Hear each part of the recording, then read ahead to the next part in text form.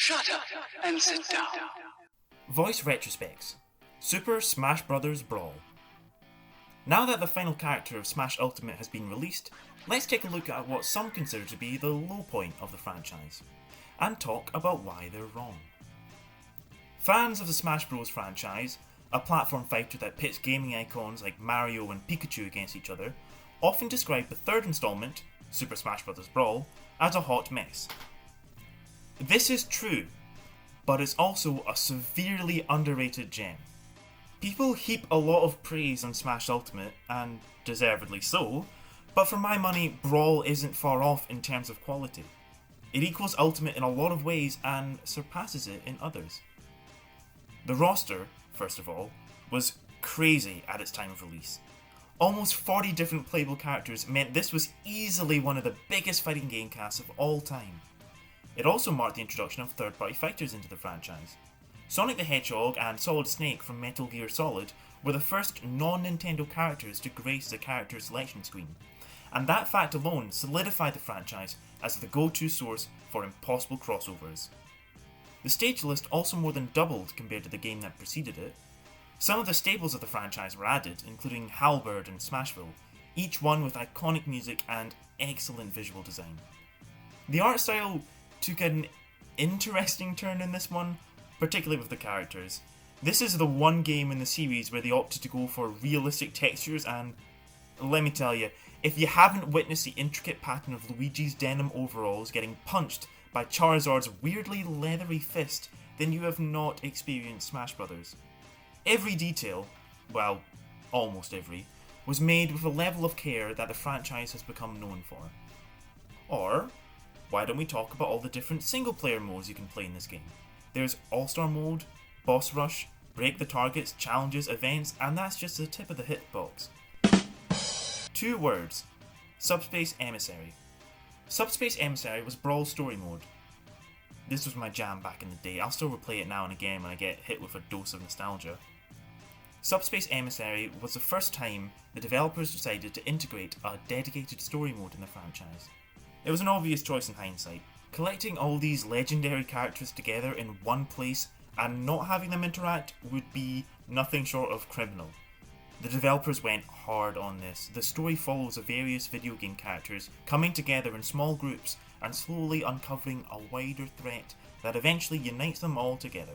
There are 104 cutscenes in total, each one filled with the type of hype that only comes from seeing characters you never thought would ever meet interact with each other. Avengers Infinity War may claim to be the most ambitious crossover, but its throne is built on lies. I can't list the number of moments in the story that had 8-year-old me reeling. Seeing Samus save Pikachu from a secret lab, or gasping when Ganondorf betrays Bowser at the last possible second, are some of my fondest gaming memories. But the absolute pinnacle of the story mode has to be the Great Invasion. This is a cutscene that shows the combined effort of almost every Smash fighter launch an attack on the villain's main spaceship using a mismatched combination of iconic air vehicles from a number of different franchises. Visually stunning and with the perfect use of its main theme, I'd strongly recommend checking it out on YouTube. It can still give me goosebumps to this day. There is one glaring complaint about Brawl that I have so far tried to skirt around.